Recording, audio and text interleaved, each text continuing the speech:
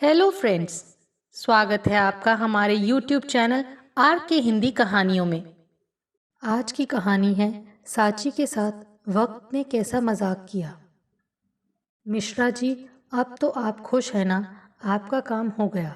आपका यह काम करवाने के लिए मुझे काफ़ी पापड़ बेलने पड़े। साची ने मिठाई का डिब्बा पकड़ते हुए आदतन कहा।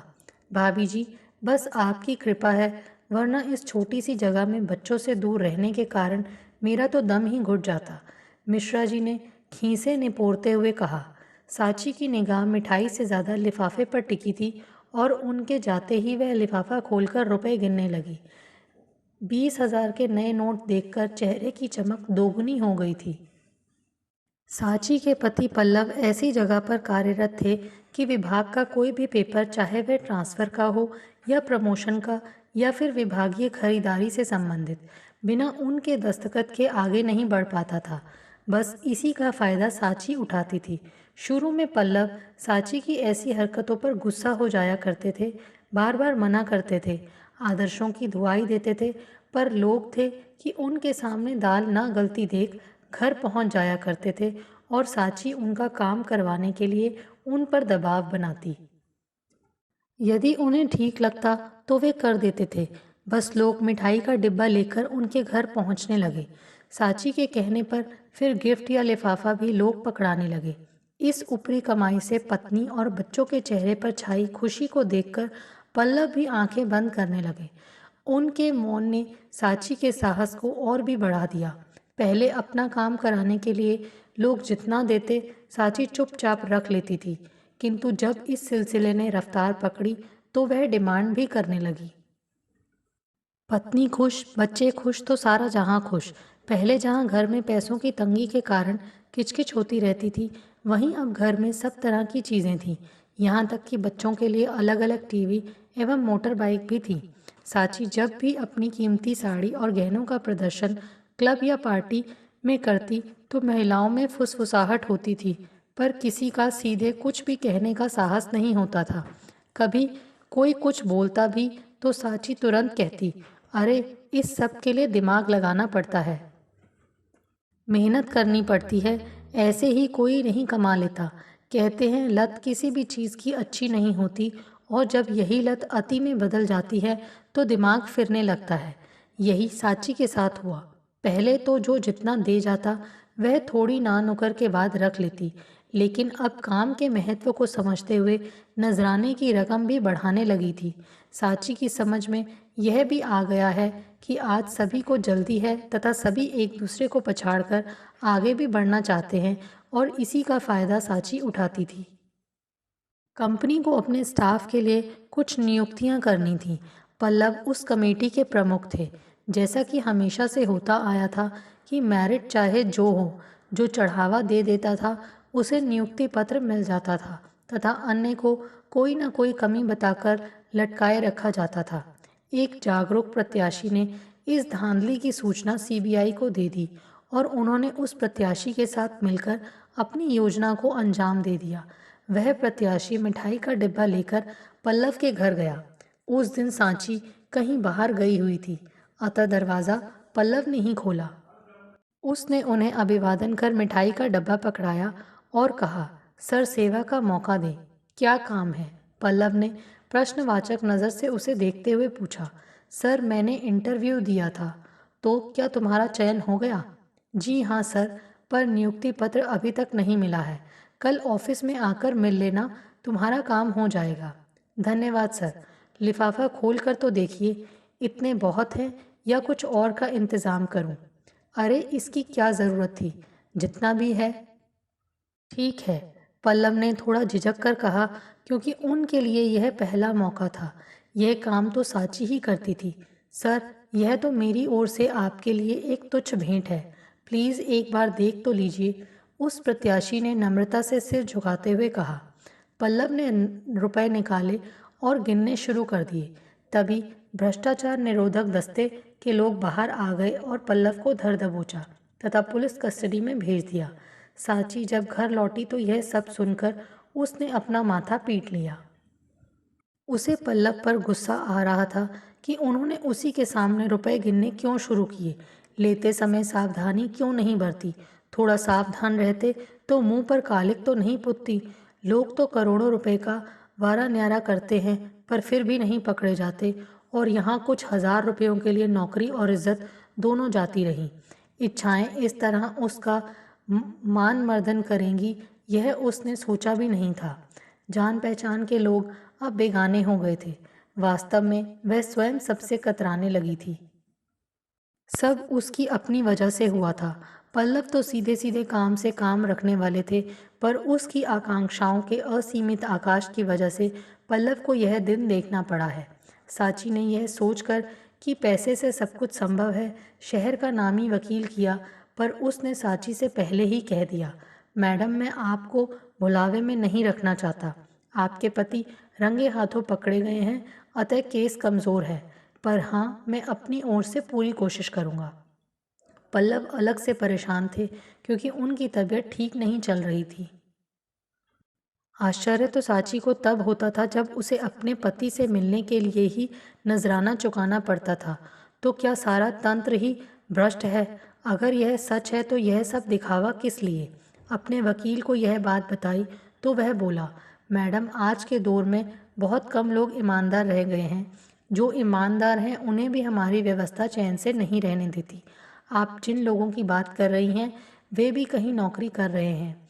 उन्हें भी अपनी नौकरी बचाने के लिए कुछ मामले चाहिए। अब उसमें कौन सा मुर्गा फंसता है, यह व्यक्ति की असावधानी पर निर्भर है। उधर पल्लव सोच रहे थे कि नौकरी गई तो गई, पूरे जीवन पर एक कलंक अलग से लग गया।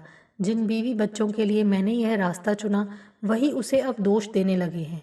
साची तो चेहरे पर झुंझलाहट लिए मिलने आ भी रही थी, पर बच्चे तो उनसे मिलने तक नहीं आए थे।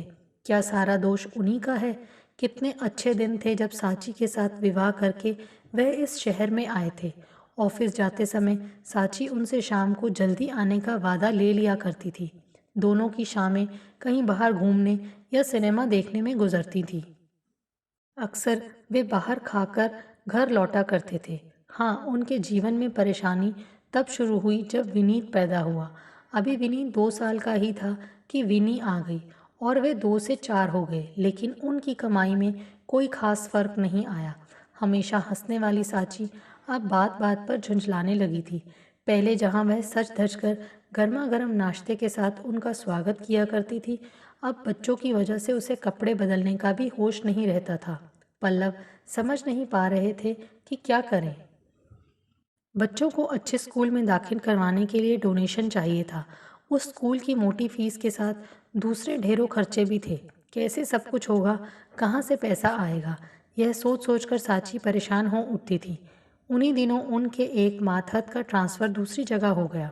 उसने पल्लव से निवेदन किया तो उन्होंने अपने प्रभाव का इस्तेमाल कर उसका ट्रांसफ़र रुकवा दिया था। इस खुशी में वह मिठाई के साथ 2000 रुपये भी घर दे गया। अब साची उनसे इस तरह के काम करवाने का आग्रह करने लगी थी। शुरू में तो वह झिझकी भी, पर धीरे धीरे झिझक दूर होती गई और वह भी अभ्यस्त हो गए थे। ऊपर की कमाई के पैसों से साची के चेहरे पर आई चमक उन्हें सुकून पहुंचाती जाती। साथ ही बच्चों की ज़रूरतें भी पूरी होने लगी थी। खूब धूमधाम से उन्होंने पिछले साल ही विनी का विवाह किया था। विनीत भी इसी वर्ष इंजीनियरिंग कर जॉब में लगा है। अच्छी भली जिंदगी चल रही थी कि एकाएक वर्षों की मेहनत पर ग्रहण लग गया। तब पल्लव को भी लगने लगा था कि भ्रष्टाचार तो हर जगह है, अगर वह भी थोड़ा बहुत कमा लेते हैं तो उसमें क्या बुराई है। फिर वह किसी से मांगते तो नहीं हैं। अगर कुछ लोग अपना काम होने पर कुछ दे जाते हैं तो यह तो भ्रष्ट आचरण नहीं हुआ। लगता है उनके साथ किसी ने धोखा किया है या उन्हें जानबूझकर फंसाया गया है। कहते तो यही हैं कि लेने वाले से देने वाला अधिक दोषी है, पर देने वाला अक्सर बच निकलता है, जबकि अपना काम निकलवाने के लिए बार बार लालच देकर वह व्यक्ति को अंधे कुएं में उतरने के लिए प्रेरित करता है, और प्यास बुझाने को आतुर उतरने वाला यह भूल जाता है कि कुएं में स्वच्छ जल ही नहीं, गंदगी के साथ साथ कभी कभी जहरीली गैसें भी भरी रहती हैं, और अगर एक बार आदमी उसमें फंस जाए तो उससे बच पाना बेहद मुश्किल होता है। बच भी गया तो अपाहिजों की जिंदगी बितानी पड़ जाती है। अब पल्लव को महसूस हो रहा था कि बुराई तो बुराई है, किसी के दिल को दुखाकर कोई सुखी नहीं रह सकता। उन्होंने अपना सुख तो देखा, पर जिसने अपने सुखों में कटौती करनी पड़ी, उन पर क्या बीतती होगी, इस पर तो उनका ध्यान ही नहीं गया था।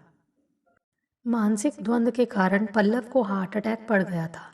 सीबीआई ने अपने अस्पताल में ही उन्हें भर्ती कराया, किंतु हालत सुधरने के बजाय बिगड़ती ही जा रही थी। साची, जो इस घटना के लिए, सारी परेशानी के लिए उन्हें ही दोषी मानती रही थी, उनकी बिगड़ती हालत देखकर परेशान हो उठी। पहले जब साची ने पल्लव की बिगड़ती हालत पर सीबीआई का ध्यान आकर्षित किया था, तो उनमें से एक ने हंसते हुए कहा था, डोंट वरी मैडम, सब ठीक हो जाएगा। यहाँ आने पर सबकी तबीयत खराब हो जाती है। उस समय उसकी शिकायत पर किसी ने ध्यान नहीं दिया, लेकिन दूसरे दिन जब वह मिलने गई तो पल्लव को सीने में दर्द से तड़पते पाया। साची से रहा नहीं गया और वह सीबीआई के सीनियर ऑफिसर के कैबिन में दनदनाती हुई घुस गई तथा गुस्से में बोली, आपकी कस्टडी में अगर पल्लव की मौत हो गई तो लापरवाही के लिए मैं आपको छोड़ूंगी नहीं। आखिर कैसे हैं आपके डॉक्टर जो वास्तविकता और नाटक में भेद नहीं कर पा रहे हैं। साची की बातें सुनकर वह सीनियर अधिकारी पल्लव के पास गया और उनकी हालत देखकर उन्हें नर्सिंग होम में शिफ्ट कर दिया, पर तब तक देर हो चुकी थी। डॉक्टर ने पल्लव को भर्ती तो कर दिया, पर अभी वह खतरे से खाली नहीं थे। रोते रोते सांची की आंखें सूज गई थीं। कोई भी तो उसका अपना नहीं था। ऐसे समय बच्चों ने भी शर्मिंदगी जताते हुए आंखें फेर ली थी।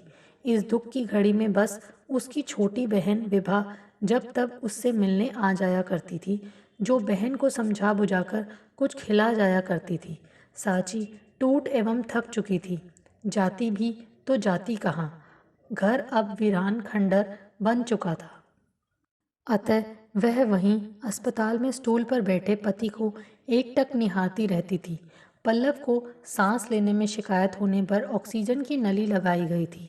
सदमा इंसान को इस हद तक तोड़ सकता है, आज उसे महसूस हो रहा था। पति की हालत देखकर साची परेशान हो जाती, पर कर भी क्या सकती थी। पल्लव की यह हालत भी तो उसी के कारण हुई है। मन में हलचल मची हुई थी, तर्क वितर्क चल रहे थे। कभी पति को इतना असहाय उसने महसूस नहीं किया था। दोनों बच्चे अपनी अपनी दुनिया में मस्त थे। पल्लव की गिरफ्तारी की खबर सुनकर उन दोनों ने अफसोस करना तो दूर, शर्मिंदगी जताते हुए किनारा कर लिया था। पर बीमार पल्लव को देखकर रहा नहीं गया तो एक बार फिर उनकी बीमारी के बारे में उसने बच्चों को बताया। विनी ने रटा रटाया वाक्य दोहरा दिया था, मम्मा मैं नहीं आ सकती, डैड की वजह से मैं घर के सदस्यों से नज़र नहीं मिला पा रही हूँ। आखिर डैड को ऐसा करने की आवश्यकता ही क्या थी। आना तो दूर, कुछ ऐसी ही प्रतिक्रिया विनीत की भी थी। साची समझ नहीं पा रही थी कि क्या करे। बच्चों के मन में पिता के प्रति बनी छवि ध्वस्त हो गई थी, पर क्या वह नहीं जानते थे कि पिता के इतने कम वेतन में तो उनकी सुरसा की तरह नित्य बढ़ती ज़रूरतें व इच्छाएं पूरी नहीं हो सकती थी। साची को अपनी कोख से जन्मी संतानों से नफरत होने लगी थी। कितने स्वार्थी हो गए हैं दोनों। पिता तो पिता, उन्हें माँ की भी चिंता नहीं रही। उस माँ की जिसने उनके अरमानों को पूरा करने के लिए हर संभव प्रयास किए, उन्हीं के लिए गलत रास्ता अपनाया, हर सुख सुविधा दी, अच्छे से अच्छे स्कूल में शिक्षा दिलवाई, धूमधाम से विवाह किया। यहाँ तक कि दहेज में विनी को जब कार दी थी तब तो उसने नहीं पूछा कि मम्मा इतना सब कैसे कर पा रही हो, तुम बच्चों को क्यों दोष दे रही हो साची। उसके मन ने उससे पूछा। उन्होंने तो वही किया जिसके वे आदी रहे थे। जैसे माहौल में तुमने उन्हें पाला वैसे ही बनते गए। क्या तुमने कभी किसी कमी का एहसास उन्हें कराया या तंगी में रहने की शिक्षा दी। पल्लव तो आदर्शवादी रहे थे, चोरी छिपे किए तुम्हारे काम से नाराज भी हुए थे। तब तो तुम ही कहा करती थी कि मैं सिर्फ वेतन में घर का खर्च नहीं चला सकती। तुम तो कुछ नहीं कर रहे हो, जो भी कर रही हूँ वह मैं कर रही हूँ, और हम मांग तो नहीं रहे। अगर थोड़ा बहुत कोई अपनी खुशी से दे जाता है तो आपको बुरा क्यों लगता है। अपनी अंतरात्मा की आवाज़ सुन वह बोल पड़ी, पर मैं ऐसा तो नहीं चाहती थी। ठीक है तुम ऐसा नहीं चाहती थी, पर क्या तुम्हें पता नहीं था कि जो जैसा करता है उसका फल उसे भुगतना भुगतना ही पड़ता है। अपनी आत्मा के साथ हुए वाद विवाद से अब साची को एहसास हो गया था कि उसी ने बुराई को प्रश्रय दिया है। पल्लव के विरोध करने पर तकरार होती, पर अंततः जीत उसी की होती। पल्लव चुप हो जाते, फिर घर में खुशी के माहौल को देखकर वह भी उसी के रंग में रंगते गए। अगर वह पल्लव को मजबूर नहीं करती, उनकी सीमित आय में ही घर चलाती और बच्चों को भी वैसी ही शिक्षा देती, तो आज पल्लव का यह हाल ना होता। कहीं ना कहीं पल्लव के इस हाल के लिए वही दोषी है। पल्लव ने उसकी खातिर बुराई का मुखौटा तो पहन लिया था, पर शायद मन के अंदर की अच्छाई को मार नहीं पाए थे, तभी तो अपनी छिछालेदार सह नहीं पाए और बीमार पड़ गए। पर अब पछताए होत क्या, जब चिड़िया चुग गई खेत। पल्लव की हिचकी ने उसके मन में चल रहे अंधड़ को रोका। उन्हें तड़पते देखकर वह डॉक्टर को बुलाने भागी, और जब तक डॉक्टर आए तब तक सब समाप्त हो चुका था। उसकी आकांक्षाओं के आकाश ने उसका घर संसार उजाड़ दिया था। खबर सुनकर विभा भागी भागी आई और उसे देखते ही साची चीत्कार कर उठी। पल्लव की मौत के लिए मैं ही दोषी हूँ, मैं ही उनकी हत्यारन हूँ। पल्लव निर्दोष थे, मेरी गलती की सज़ा उन्हें मिली। साची का मर्म भेदी प्रलाप सुनकर विभा समझ नहीं पा रही थी कि कैसे उसे संभाले।